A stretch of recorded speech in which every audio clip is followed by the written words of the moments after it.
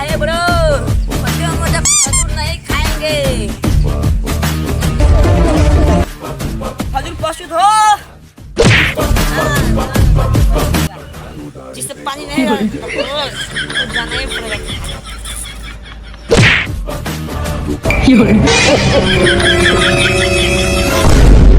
please मुझे क्षमा कर दो प्लीज मुझे क्षमा